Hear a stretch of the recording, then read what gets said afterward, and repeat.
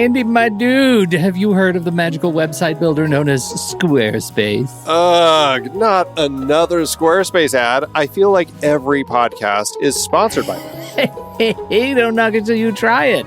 Yes, okay, it is overhyped, but actually it lives up to the hype. Squarespace is like a website fairy godmother. With a click of a button, your site transforms into a beautiful masterpiece. A website fairy godmother? That sounds interesting. What makes it so magical? Well, for starters, those slick templates make anyone look like a professional web designer. Pick one, customize the colors and fonts to match your brand, and voila. Plus, the drag and drop fluid engine is so easy, your grandma could build a site on Squarespace. Well, she did knit me a lovely scarf last Christmas. Maybe website design is next. Exactly. And when you're ready to sell your Nana's handmade scarves online, Squarespace has built-in e-commerce. Add a store with one click. Get flexible payment options. Then watch those sales roll in. And when she wants to teach others her steezy scarf skills, Squarespace's new courses feature is just the ticket. Nana can set up her curriculum and enrollments and payments in a snap and become the next e-knitting influencer. Oh, wow, you really sold me with the grandma angle. Sign me up for that free trial. Just go to thenextreel.com/Squarespace and transform your site into a beautiful Squarespace masterpiece. Well, thanks, Pete. Even though it's overhyped, Squarespace actually sounds perfect for Nana's site's needs. Appreciate the warning on the ads, though. I'll brace myself next time I listen to a podcast. Anytime. Let me know if you need any help getting that site up and running.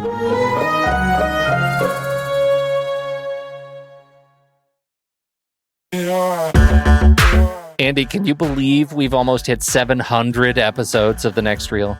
I know, it's crazy. And with all the other episodes in our family of podcasts, we are well over 1,200 episodes of movie conversation. It's really pretty amazing that we've gotten to have these in-depth movie chats every week for over a decade now. And we couldn't have done it without our loyal community of film fans. Their support over the years has meant so much. For sure. That reminds me, we should give the merch store a shout out. Buying shirts from thenextreel.com/merch is a great way listeners can continue to support the show. Plus, they get to sport our great designs. Absolutely. I think sometimes folks forget we have a variety of shirts, mugs, phone cases, and more available. In fact, a great place to start is with a shirt sporting the Next Reel's logo. We also have that classic Fast Times Spicoli Surf School tee, or the weirdly popular Rusty's European Tour shirt. The one from National Lampoon's European Vacation. Why is that so popular? Search me, but we have sold a ridiculous number of those. I guess there are a lot of Rustys taking trips to Europe? We're always adding new designs based on movies we've covered, like our brand new design for a streetcar named Desire, featuring a streetcar named Desire. So if you want to rep your love of TNR and films, head to thenextreel.com/merch. Every purchase helps us continue to have these weekly in-depth conversations. So visit thenextreel.com/merch today. And as always, thanks for listening and being a part of the Next Reel community. We've got lots more great movie chats coming your way.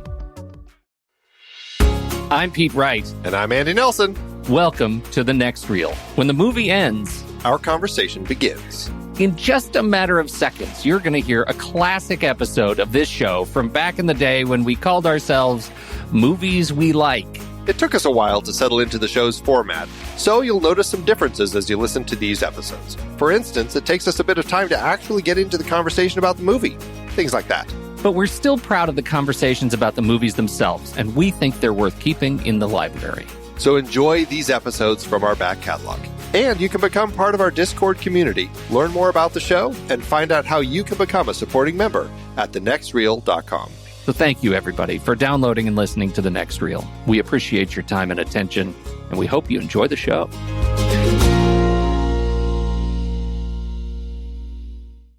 I have a buddy who said, so I just had a 40-plus-year-old with no kids come to the door. Trick or treating. That is awkward. That's awesome. You should know by that stage that it's time to stop. Well, see, here's the thing.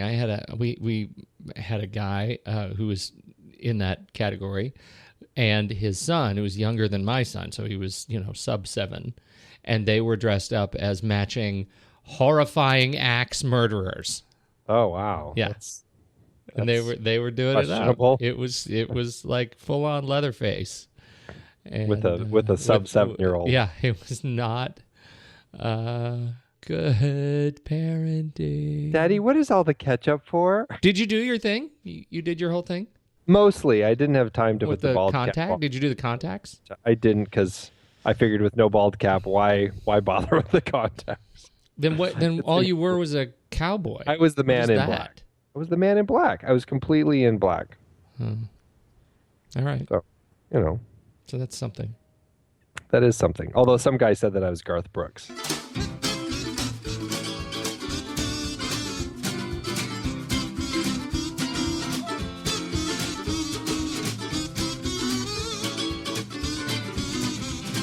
Welcome to the next reel, everybody. This is a place where Pete and I get together every week and we talk about a movie and we spoil the heck out of it.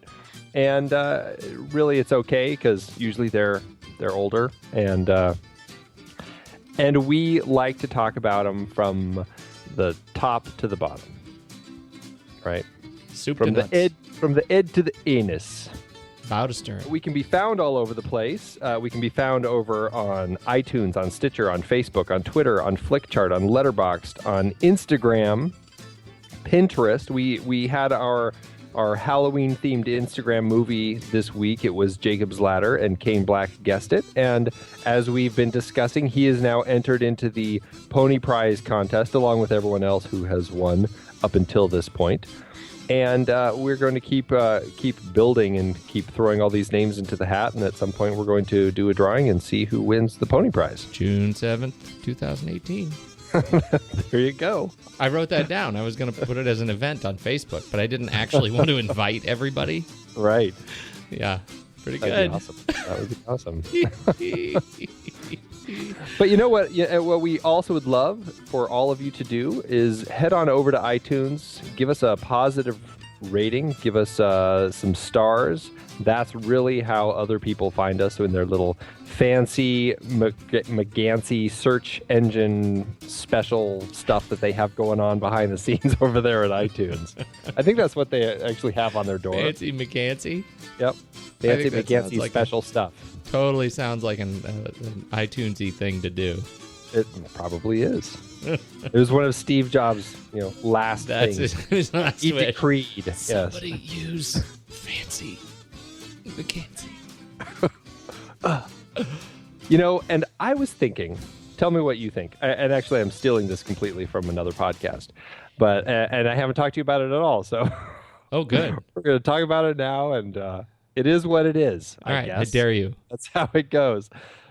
Because we it is great to get these iTunes ratings, and like I said, it does help us. So between now and the end of the year, everybody who goes over to iTunes and gives us a rating and review, we're going to put your name into a hat, and you will get to give us a movie that we will talk about next year. We'll build it into a series, and we'll talk about it next year. How do you feel about that, Pete? Hey, I'm game. Springing that on you? Okay, so it's like this is like a memorial dedication episode without right. as much of the memorial part. Something like that. We'll do a listener request review, and we will light candles at the same time. We will. I'm all game for that. Are you kidding? It's going to be fun. I'm all over it. So head on over to iTunes, leave us a rating and review. Starting from now, which is Halloween, through the end of 2013, we're going to collect all those names of people who leave us ratings and reviews. And one of you will win and get to pick a movie that we're going to talk about in 2014. Should be fun. Awesome. We'll see if we can. Hopefully, they're not going to be mean and try to find something worse than Rush for us. They're going to be mean. That's what they're going to do. Now that I've put that out, because you put it out there. We should do trailers. Let's. You go first. I'm going to go first. No, I'm going to go first because you're going to end on a high point, which is relevant to, the evening. Yes, That's what I'm saying. But the movie I'm doing is I'm going to follow your lead a little bit. And I am doing A Perfect Man.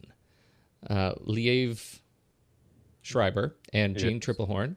A womanizing husband inadvertently falls back in love with his wife over the phone when she pretends to be another woman.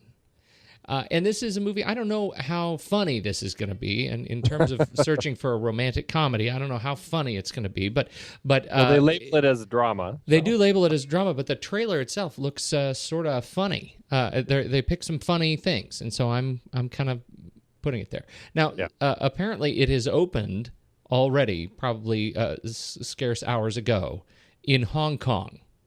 That's right. Which is strange, I guess. But, get ready because it's sweeping the planet.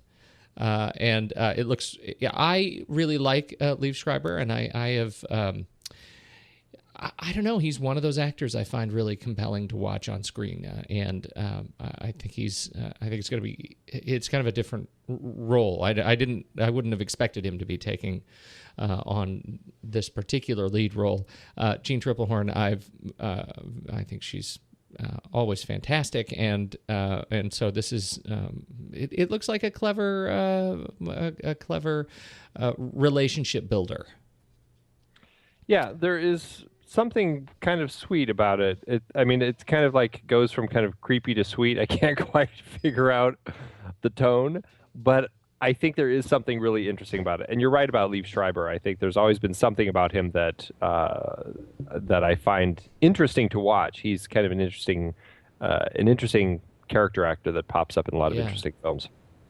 And it's directed by Kees van Oostrum, who is, this is one of his very few director projects. In fact, I think this is his first theatrical feature film.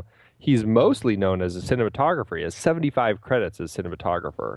Tons of stuff. So this is really one of the first chances he's had to direct an actual feature film. So it'd be interesting. It is, and I did want to mention Peter Elkoff is one of the screenwriters, credited screenwriters of this film, and he has, he's produced a lot of and written a lot of TV, and so he was big on Ugly Betty, did 6 Degrees. He's been around writing TV for a long time, and this is, as far as I can tell, his first screen credit, or his first feature credit. But he did The Education of Charlie Banks. Oh, I totally missed that one. That's right. Yeah. That's right. Yeah. So anyhow, this looks like so this would be his second feature credit. Is what I meant to say. That's right. So it looks like it's one of those things I've been I didn't even know I was following Peter Elkoff, but this makes it even more interesting to me. Yeah. It's interesting between the two writers, Larry Brand and Elkoff. Elkoff seems to have a lot more of the kind of the comedy sort of stuff in his body of work, and then if you look at Larry Brand's body of work, Halloween Resurrection, Paranoia, Hard Luck, Michael vs. Jason. So this is the guy who's bringing the dark stuff into the story. Yeah. The other guy is bringing the light stuff into the story. So two totally different writers. So you are keeping with the theme of the evening. Yeah, trying to stick with the romantic comedies for this month. And, I was looking for something really just had a real comedic bent to it. That the romance, where there's a lot of romance, but I really wanted to find something that was just funny. That also involves barbed wire. So I went right for Open Grave. The new film with Charlton Copley from District 9 and Elysium. It looks real. I really find stories, and I don't know if this is a subgenre that is worth putting on our lists, but a subgenre of stories about people who wake up with no recollection as to where they are or why they are where they are, and have to kind of figure it out. And yes. And there's not a lot of those, but like Open Grave looks that way. Don't make me bring out Cube. Oh, totally. One of my very favorite films. Despite the ending, which kind of fell apart. I loved the whole concept of Cube. It's just a Hypercube, really Cube cool... Zero. Forget it. I'm all over Cube. I guess so. I've only made it through the first one, but I absolutely I thought it was great. Well, maybe we'll do a Cube series. We should totally do. Believe me, they go downhill from Cube. Yeah, but we're doing. Right. We should. Oh yes. And then another one that I liked quite a bit was Identity, which it wasn't quite the same sort of thing, but it did involve a bunch of people who end up in the middle of the night in a rainy, stormy night at this hotel, and they all have to figure out who's picking people off. It's not a loss of memory. Wait a minute, who was in that one? John Cusack. Oh yeah. No, I know that movie. Yeah, that's right. That was good. Yeah, it did what it set out to do, and I enjoyed it, and it was kind of fun. But Open Grave has that look. This is a story about a man who wakes up in the wilderness in a pit full of dead bodies with no memory, and must determine if the murderer is one of the strangers who rescued him, or if he himself is the killer. And then there's also, it seems like there's a whole bunch of like militarized sort of people coming in. Like, I don't really know. It looks like a totally strange story, and I really am curious about it. The two writers, Chris and Eddie Borey, really don't have many credits to their name. So I'm curious how this script came to be and where it came from. Gonzalo Lopez Gallego is directing it. He's the Spanish director who last directed Apollo 18, I guess you could say kind of the big lost footage bomb that didn't do very well. But before that, everything he's done was from Spain. So there's something about this that really piques my curiosity. So I'm definitely looking forward to seeing Open Grave, which opens January 3rd. I'm going to take out Diane Court. Diane Court doesn't go out. She's a brain. Trapped in the body of a game show hostess. We don't want to see you get hurt. I want to get hurt. So it's Lloyd, and let's go out. Oh, thanks, but I'm busy. So you're monumentally busy? Well, not monumentally. Hi, Lloyd Dalmasher. I'm an athlete, so I rarely drink. Kickboxing. You ever heard of kickboxing? Sport of the future? I can see by your face, no. My point is you can relax because your daughter will be safe with me for the next 7 to 8 hours, sir. Hi.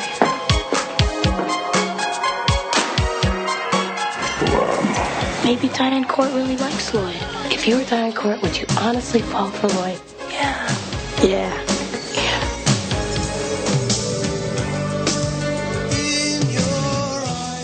All right, Andy. So, say anything. 1989. How old were you in 1989? Go ahead.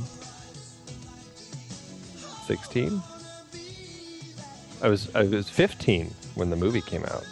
15. April 14th, 1989 is when the movie was released. How are you 15? I guess that's possibly true. It's definitely true. I guess I was 16. Yeah. Okay. Well, that's the thing, and so. How did this movie hit you after so many years? Well, first, let me jump back to 1989. I saw this on a date, and because it was kind of the sort of date movie that you would go to, and it was good for a date movie.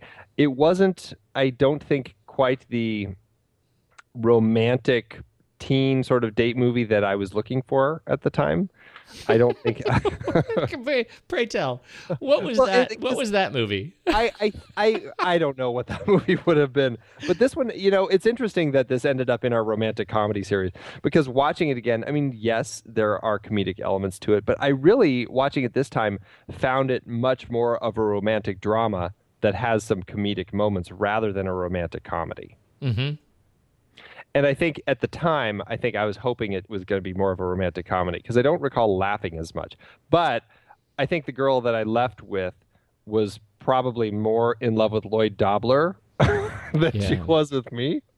I'm not sure that the movie did that great for our relationship. Yes. Categorically, I have the exact same experience. Yes. This Lloyd Dobler, I think, ruined my love life for a year. Yeah. I started wearing a trench coat because of this movie. I did, and it was not a good trench coat. It was not a Lloyd Dobler trench coat. Oh, that's too bad. Yeah, but you got to try something. I mean, you roll the dice. Yeah, that's true. When you're 16. I walked around carrying a boombox over my head all the time, but I rigged a truss of hangers and some wood and some kindling, and just to hold it above my head so I could, drive. Right. Yeah. No, it was not great. And okay. So the movie didn't. Let me just get it out. It didn't hold up well for me. I found it. I found a lot of sort of half characters with some funny moments.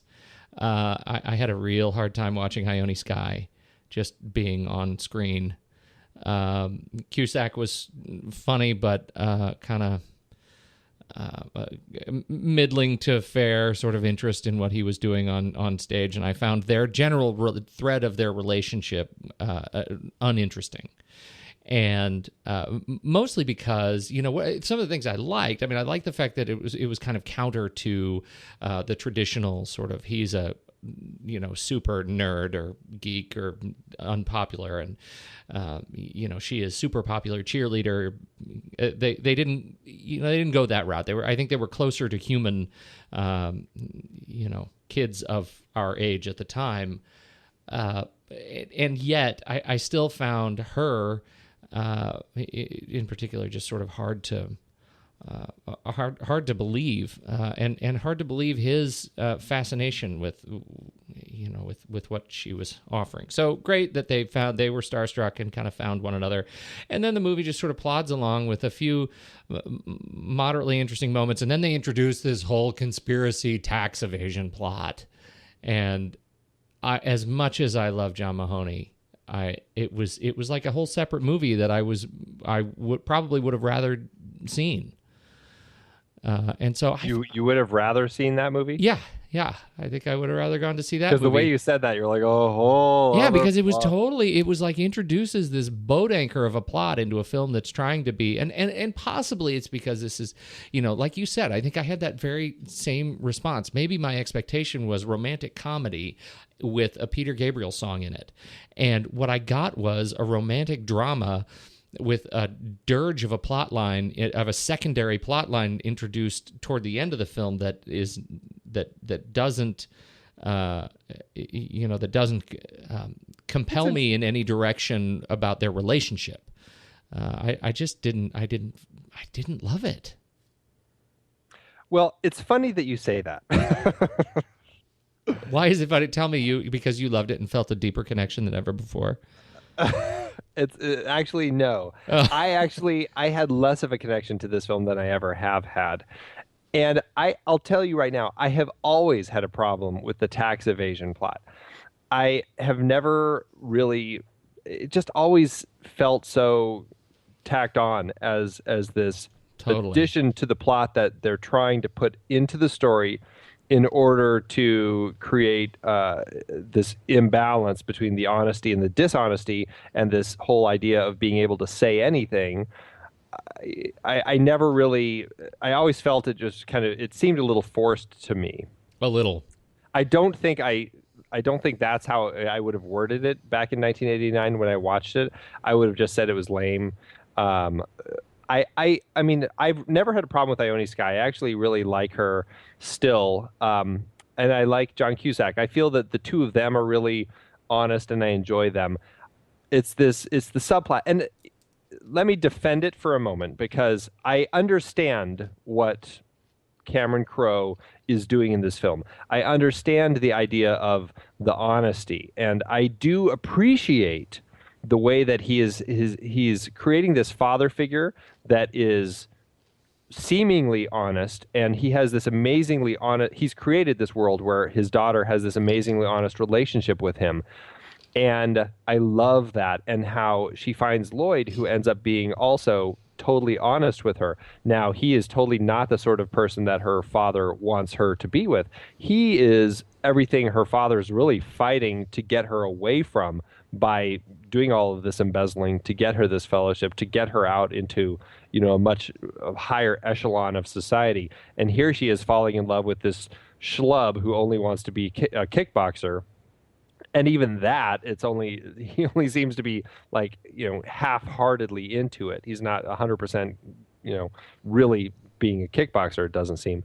But even with all of that element of his honesty, which then turns to dishonesty, she learns over the course of the film, and how she's always been taught to say anything, but he has been dishonest and hasn't really been saying everything to her. And then along comes Lloyd Dobler, who really is that essence of being able to say anything that her dad taught her to fall in love with. And here she is falling in love with the guy that basically her dad taught her to love, and her dad doesn't want her to love him. And because her dad's the model of honesty, it turns out to have been the liar all along. Right. Yeah, exactly. Right. Yeah. I appreciate all of that. I appreciate the way that they structured the story to do all of that. But I just had a hard time with it, and I've always had a hard time with it. It still strikes me as just something that just feels clunky. And as much as I enjoy elements in the film, I really found myself this time just kind of feeling like I've moved past a point where I had a connection to this film, and now I feel like I just appreciate this film from a distance now. Yeah. Okay. And I'm with you. Structurally, I can appreciate what Cameron Crowe was going through, and there are some of the formulaic bits that I think are nice. I like it when he's teaching her to drive. Like, there's some really sort of nice, warm moments. I like the gag with the pen. Yeah. That in particular is there's this nice sequence where Dad says, you got to give him a pen. She says, I would never in a million years give him a pen. She gives him a pen. His look on his face is, that you should never in a million years have given me a pen. So she gives Dad the pen in the end when he's in prison. And it's like that nice little circle of life of the pen, which I think is a really nice... It's something that I keep coming back to as a bit of kind of weird warmth in the film, even though his dad is, or her dad is actually in prison. What do you think about him going to England? The whole, I should start. Where do you stand on the whole fellowship? Like, do you find that a compelling sort of motivator? I don't have any problem with that. It fits the character. It fits kind of what he was trying to do for her. I have no problem with the fellowship. She's the valedictorian. It makes sense for her to be the sort of person who's granted something like that. It doesn't bother me at all. And it really doesn't bother me that Lloyd goes with her at the end. I was never one of those people. I guess I'm a romantic. I was never one of those people who was just like, oh, well, we'll see how long that relationship lasts. As soon as she's done with school, she's going to totally dump him because she's going to be off dating some highfalutin lawyer guy, some lord out of the fellowship, whatever. I was never one of those people who doubted their relationship. I did find it interesting that after the movie, actually, I don't recall it being right after the movie, but I don't know, 10 years later, people seem to be going, oh, I'd love for them to make a sequel to Say Anything and see, did Lloyd and Diane stay together? Did they get divorced and run into each other again? Like, what would be the future of Lloyd and Diane? People started throwing things like that out there. I was never one of those people. In my head, I just always believed that Lloyd and Diane, found the love they were looking for. For her, I don't think it was about, career or finding a certain class to live in. It was all about finding a person who she could say anything with, and she found it in Lloyd. And I don't know. Of course, it may change when he's not bringing home the dollars, and who knows. Well, that's I guess that's part of my problem with it. That I recognize that as a genre film, I can't come up with a better way to end it, right? The challenge that I have is that I don't like that he went with her. I don't like his motivation, even though I guess I can see it if I try to put myself back in that 16-year-old kind of mindset. That his entire motivation, which he repeats a number of times, is all I want to do with my life is be with your daughter. All I want to do is support your daughter. All I want to do is be with her all the time. Right. I never liked that. I felt like that was a point of strange sort of character weakness, especially when you have this guy who otherwise is a character of strength. right? I mean, and he's doing the sport of the future, kickboxing. He's Boy, did that take off. yeah. So you know what I'm saying? Like he's otherwise he is displaying strength. He has good friends. And yet he is, he's discovered this true love that he wants to be with, and he's going to give up everything to follow her around. I didn't like it. I didn't buy it. I don't find it very redeeming to him. Now, on the flip side, as long as I'm armchairing, I would have liked it even less if she had given up the fellowship to stay with him. So either way, you have these characters that are giving up, their identity for the other. And maybe that was, Crowe's intent was to kind of turn the normal genre, relationship on its ear. At the time, it was probably saying more that he gave up everything to follow her.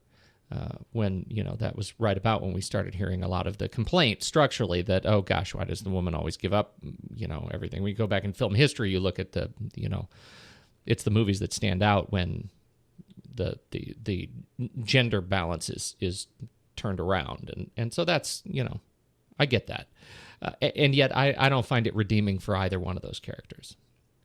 Well, the relationship did strike me more this time watching, because in my head what I was doing is I was like, who was Lloyd in my high school? Who was Diane in my high school? Can I imagine those two people ever getting together? Can I imagine her going off to England and him just dragging along with her? Yeah. And everything being totally fine with that. And trying to picture who those people were and how disparate they were, and just trying to see if it would actually work. Could you come up with any of them? I can picture who the people are. I just can't imagine it ever working. Yes. Well, fine. I get, we went to obviously different high schools. My high school was very small, and so I didn't have very many people to choose from in my mental model of say anything. Yeah.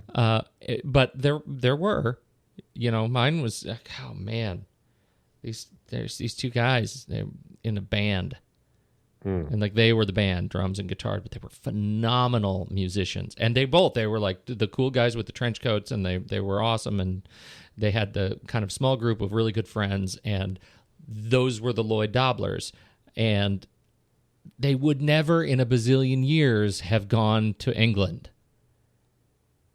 Yeah. It just was not, that just wasn't a thing. I'm totally willing. I'm sure people are going to post on Facebook about this. You're a cranky old man. And I think that's probably what I'm seeing a lot of, is that the movie doesn't hold up. Now, I will say that there are a lot of bit parts in this film that are funny to see. Well, not just funny to see, but I think in some cases, I think are really some of the high points of the film. Yes. Yeah. Eric Stoltz.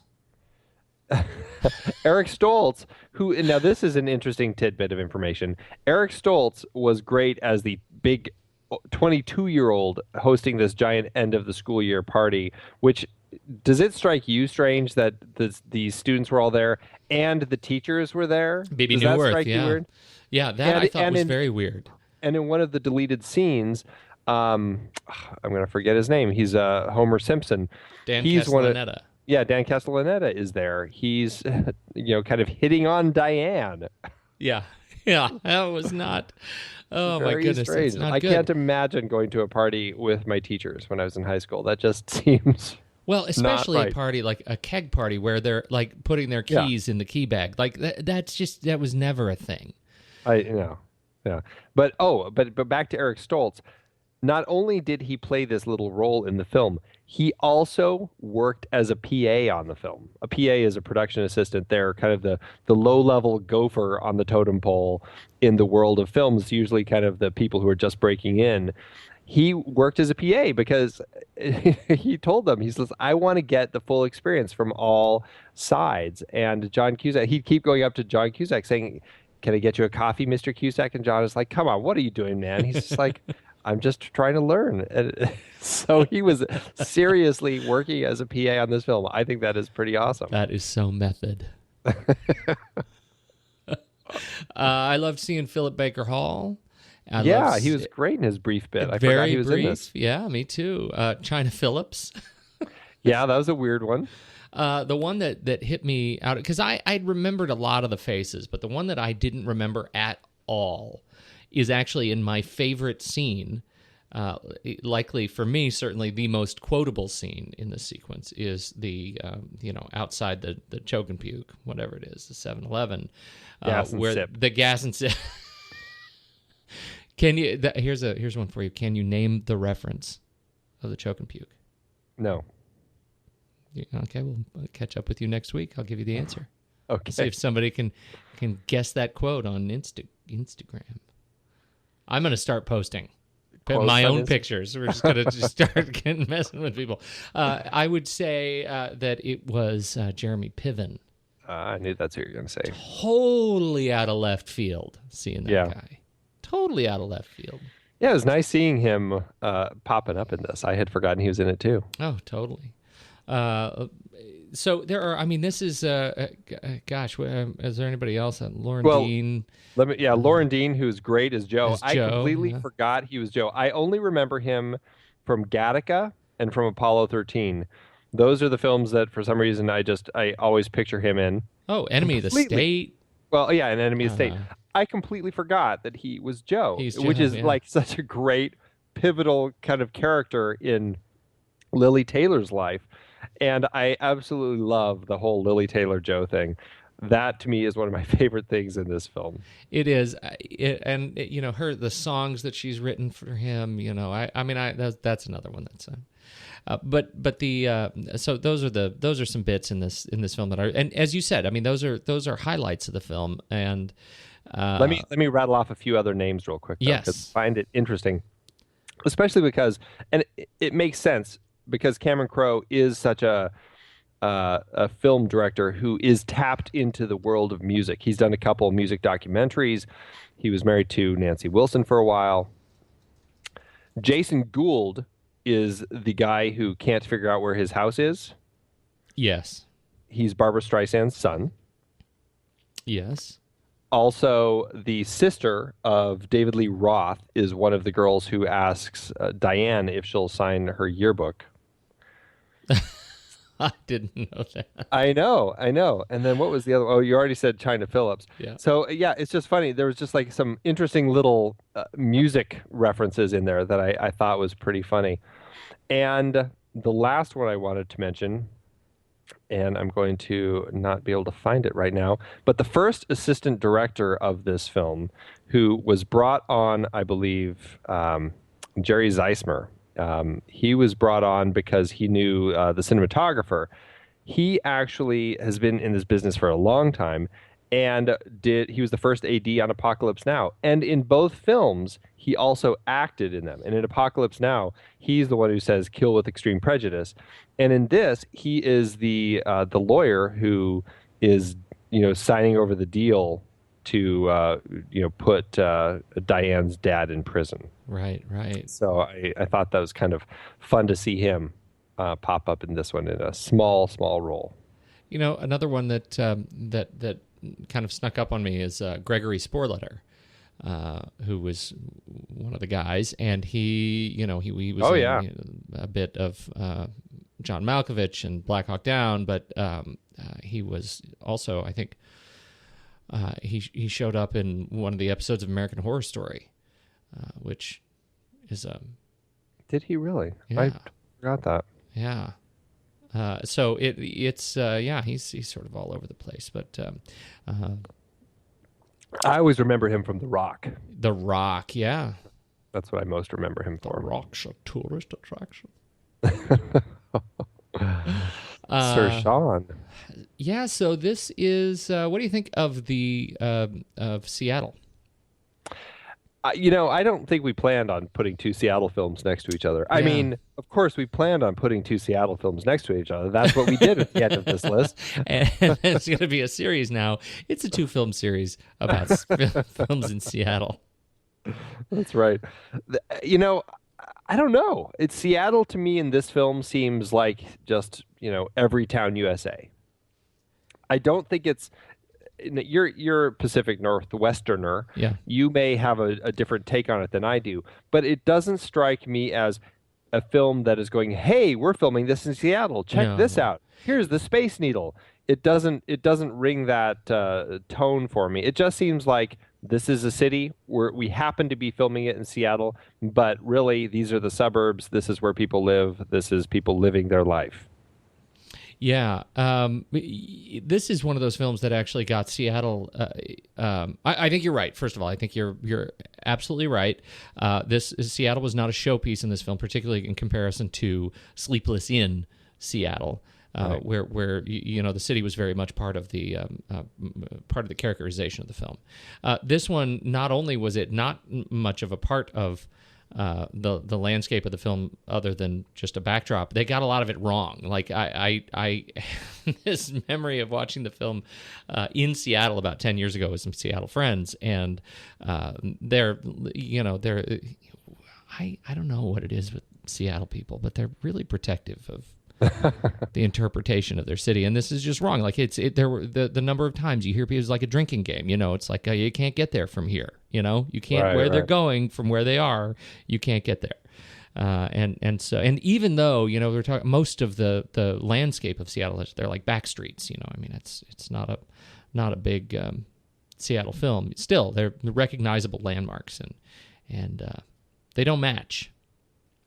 But see, and speaking to that, and not to belittle the people of Seattle, they're kind and good people and noble people, and they love throwing fish. Very careful about this. That's right.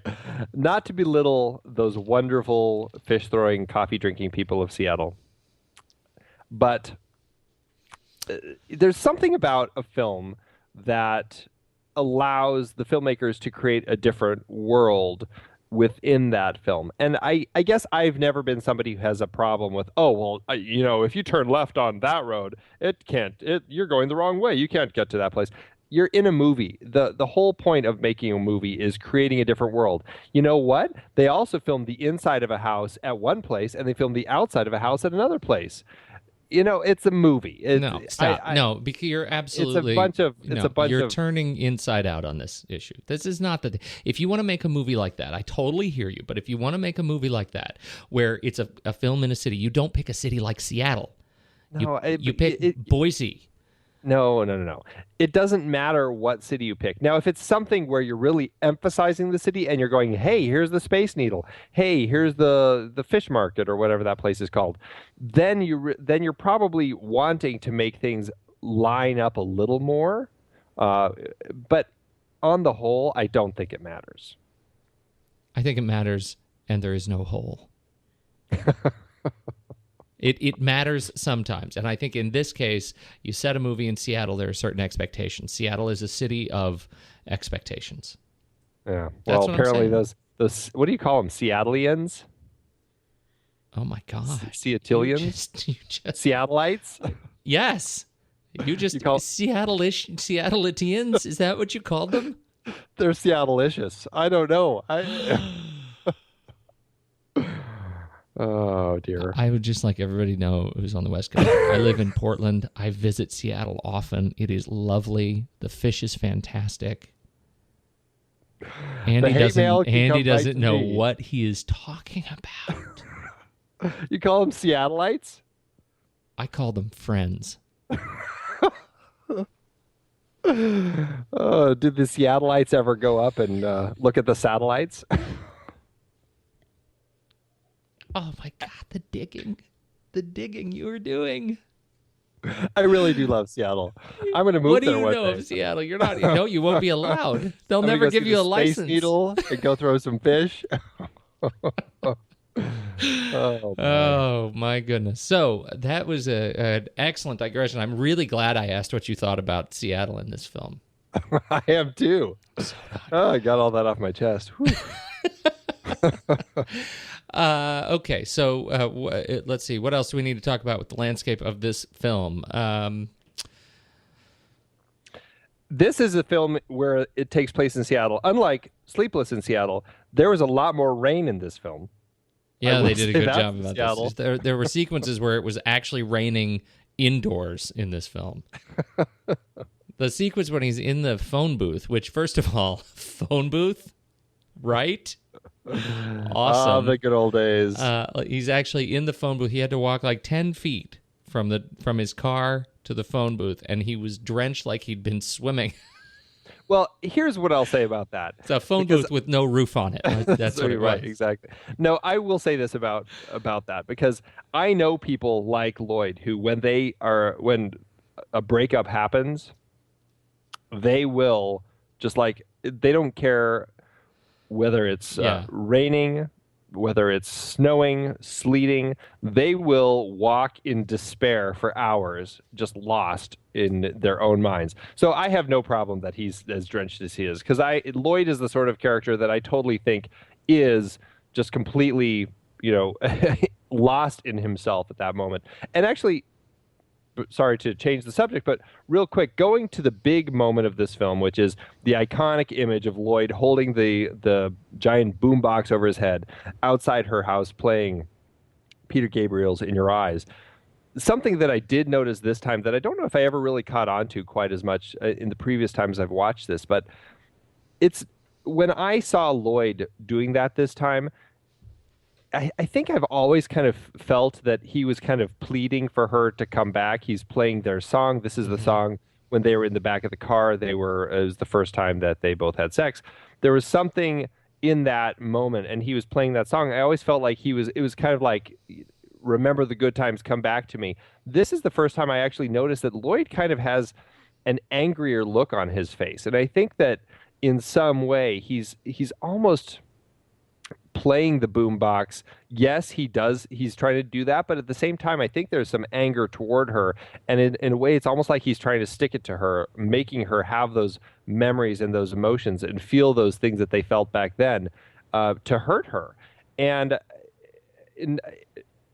I don't know. I don't know if that's 100% right, but that's totally what I was feeling this time when I watched that. When I looked at his face, there's a little bit of that anger in his face, and I thought it was really interesting. Yeah, no, I agree with that. That was a scene that I had. My sense memory of it was that it had resolved. They make such it's such an iconic scene, as you say, that over the years you just sort of remember it as part of the romantic resolution of the film, and it really isn't. It's not the romantic resolution of the film. And, yeah, not at all. And it's the one that you sort of hope would be the romantic resolution of the film in your 16-year-old lizard brain, that if I just hold the boombox high enough, and so that it's a little bit satisfying on that level. And I see what you're saying.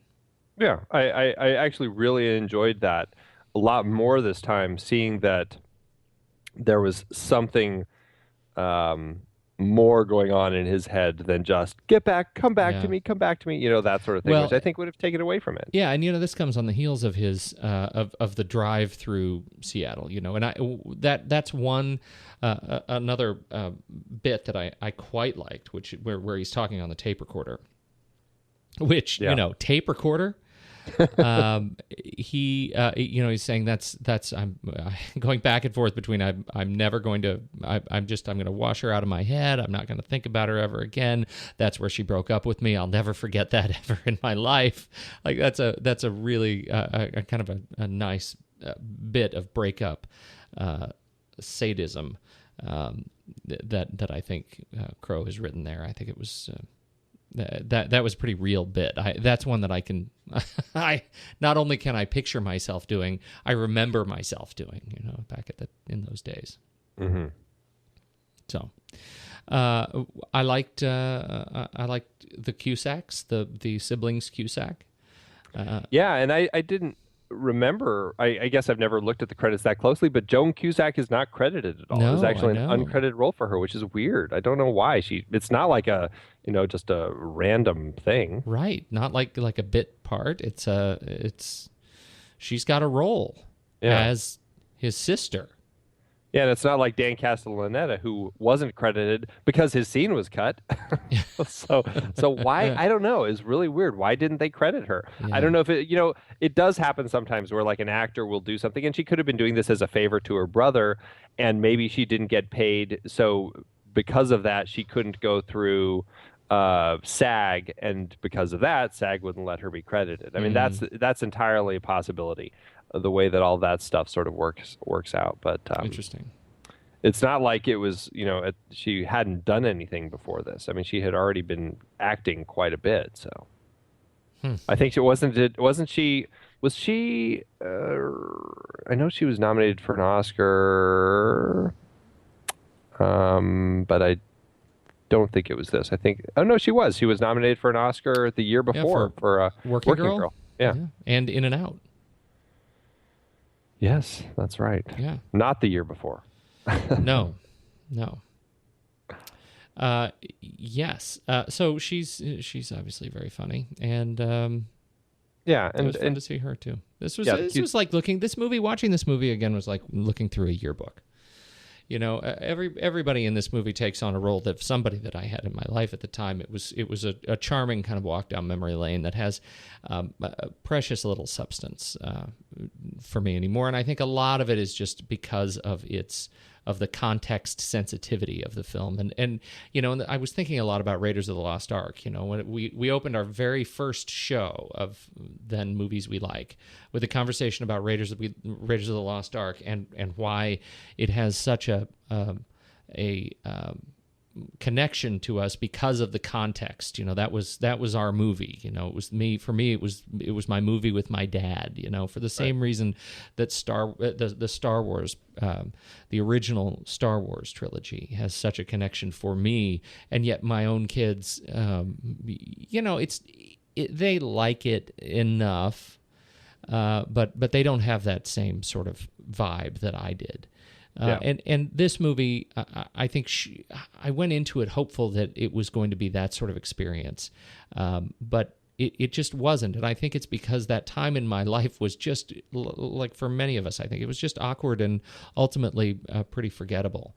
And thankfully so, I've sort of moved on. And like for this film, I've sort of moved on. Yeah. Yeah, I feel like I have. It's like a love from a long time ago that it takes a while to kind of get over or something. Yeah. It's like, okay, I'm past that now. This is a film I think I'm kind of past now, and I mean, I still, like I said at the beginning, I can still appreciate it. I don't feel the same about it that I did.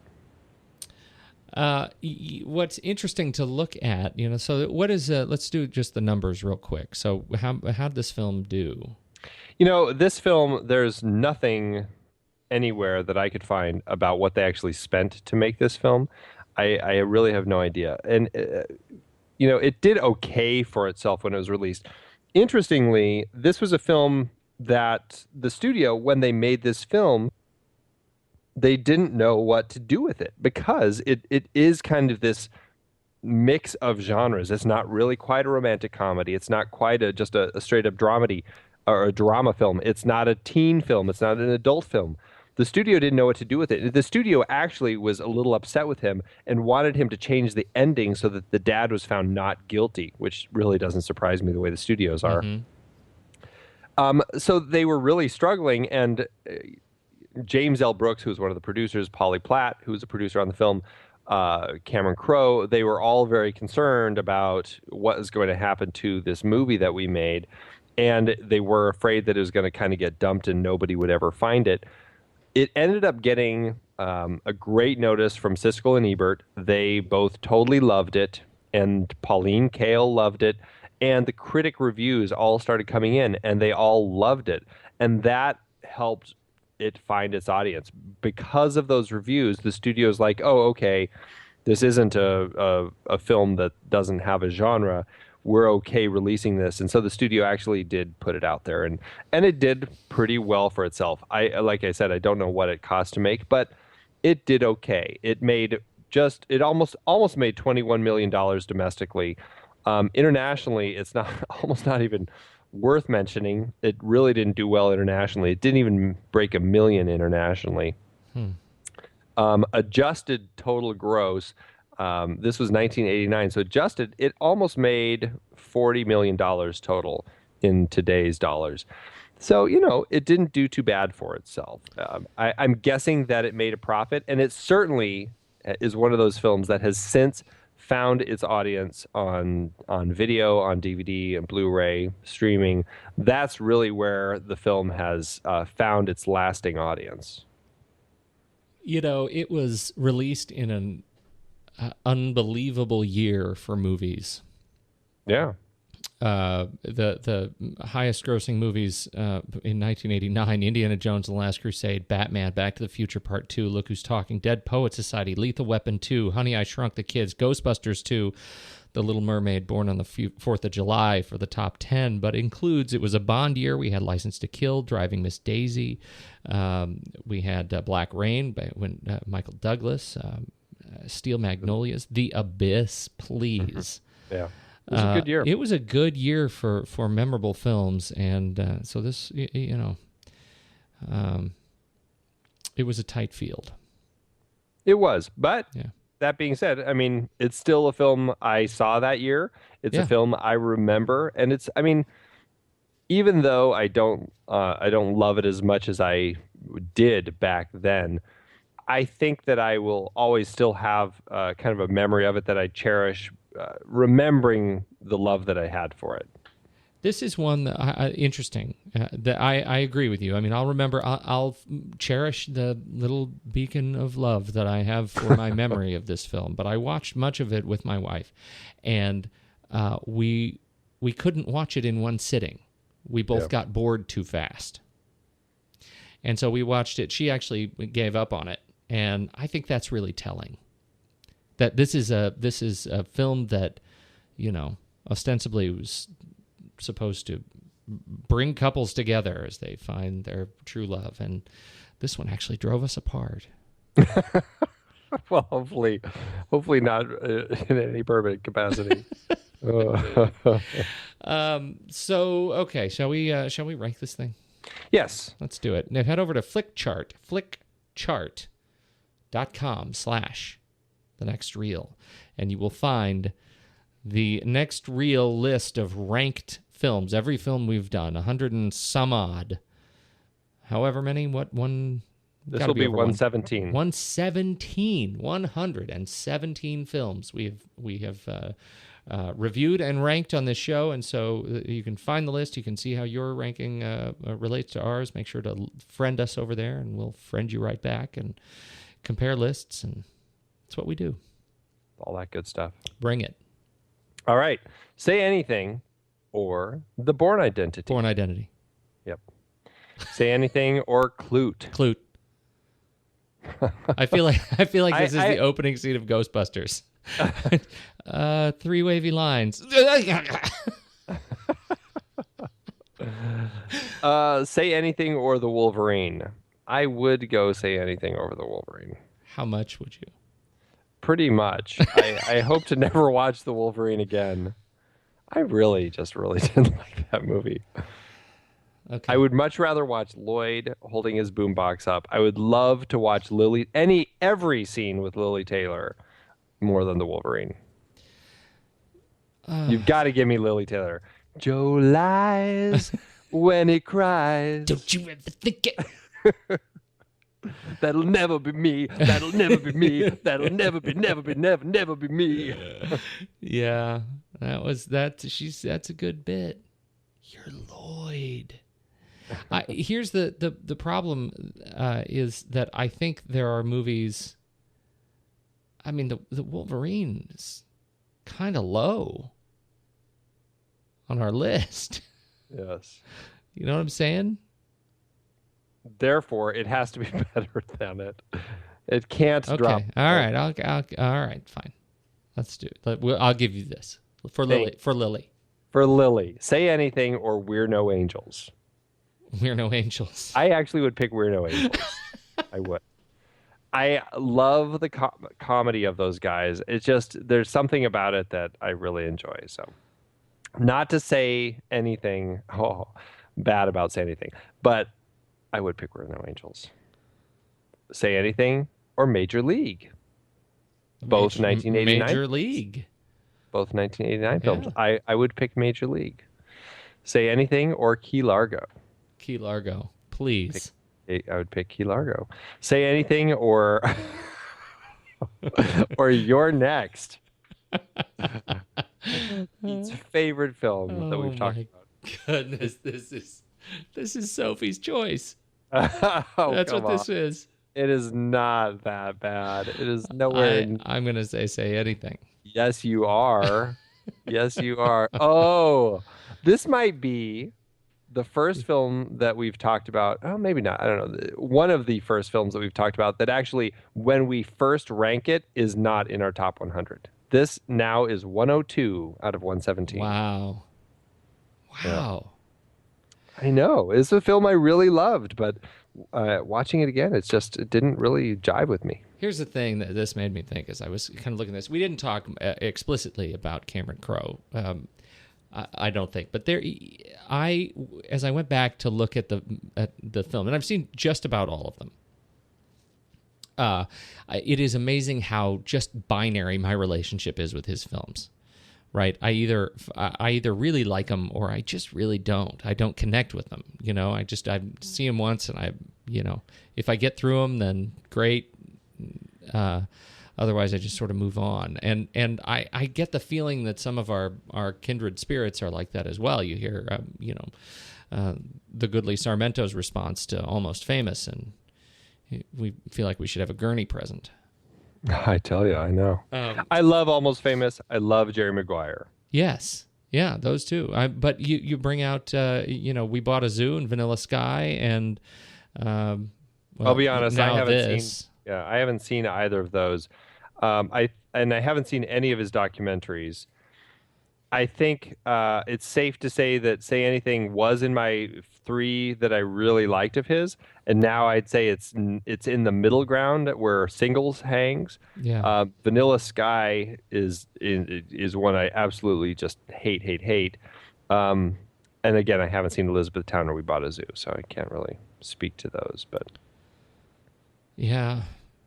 So it makes me not want to watch Almost Famous or Jerry Maguire again. Seeing this movie. I just rewatched Almost Famous, and I still absolutely love Almost Famous. Okay, good. All right, that's good. There's something about that film that, interestingly, I think there's an interesting comparison between Lloyd Dobler and the kid in Almost Famous, who I'm blanking on his character name. Patrick something? No, William Miller. Yeah, Patrick Fugit. But his character, William Miller. Yeah. There's an interesting comparison between the two in the fact that they both have this optimistic zest for life. They both fall for these kind of unattainable women. And it's almost, there's an interesting kindred spirit between the two films. But watching Almost Famous again, it really holds up for me. I really connected with that film. I love the film. And I just felt like, I think it, that and Jerry Maguire, I think, are really just great films. And I just Say Anything. It's his first film. It's Cameron Crowe's first film, and it felt a little sloppier this time. I just think the clunkiness of those two plots, they just don't jive for me. Yep. So I'm with you. Yeah. All right, where do we go from here? We're finished. This is it, right? Put a fork in it. This is it. We did our romantic comedy October series, and we are done with it. And I've got to say, I love these romantic comedies for the most part. I think we talked about some great films, and it was a fun series. And I guess next year we'll probably just get right back to our horror, though. Yeah, I think everybody's learned some lessons here. Oh. I'm with you. I enjoyed these films. I had a harder time watching them, I think, collectively, as many of them in a row, as we did 5 weeks in a row, and because this is not my native genre. Yeah. But I quite like, and some of them, obviously, Sleepless in Seattle was fantastic. Big fan of 500 Days of Summer. About a Boy is. I think About a Boy is. Yeah. It's. I think it is along with probably Sleepless in Seattle are a couple that are in some of my top 100 films probably. Yeah. No, I agree. I think we picked some great films, and I think we picked some films that were not. That were sort of genre busters in their way, And for some reason or another, and I appreciate that we did that. And in this case, I think maybe the lesson is it wasn't genre busting enough. Yeah. To that point, though, I will say it was genre busting in the fact that it wasn't an out and out teen romantic comedy. Yeah. It actually I will give them credit. He really made it a much more real world dramatic story that I guess maybe people weren't expecting to see. No, and I said, as I said before, I felt like these characters were about as human of the high school graduate cast as I've seen. Yeah. So I get that. Still, anyway, I got to tell you, I'm a little bit glad to be kind of moving on. Well, more we're than moving on to something that you should really enjoy talking about, right? Oh yeah, which is this is your series. We're going to be jumping into a short and sweet David Mamet series. We are, and we're specifically David Mamet films that he wrote and directed, right? Right. And so that means that we're not doing some films that I think others may expect us to do. For example, in this particular series, we're not doing Glengarry Glen Ross. The Verdict. Right, The Verdict. We're doing instead we're moving right on to The Spanish Prisoner, which is that's the first, and we're going to be we're going to wrap up the series the next week. It is short. It is a short little series. It is with Red Belt, and I have a feeling you've never seen Red Belt, right? I've never seen Red Belt. Yeah, I have a feeling you're going to like Red Belt. Have you seen Spanish Prisoner? I have. I think we saw it together. Oh, that's right, we did. Wow, those were the days. Yes. So Mamet has some awkwardness to him, I think, as a writer director, and I look forward to digging into this. He's one of my favorites, but I recognize that I may be in an island. I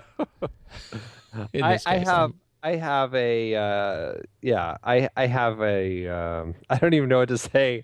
I have a relationship with David Mamet films that I don't always understand. The interesting thing about David Mamet, and then we'll save the rest of it for next week, is that no, we're going to save it for next week. I don't want to spoil it. Okay. I'm going to just save it. I'm not going to say any more. I'm excited about it, and so this will be. I think the films, the other films, we have places for them in other series. So David Mamet will show up again. Some of the bigger classics. We've got some other series brewing that'll fit those in. So that's where we are. Yeah, fantastic. Hey, good talk, man. Good series. Indeed. Yeah. I gotta go nurse a wicked sugar hangover. Nurse it with some pixie sticks. Hair of the dog, my friend. Hair of the dog.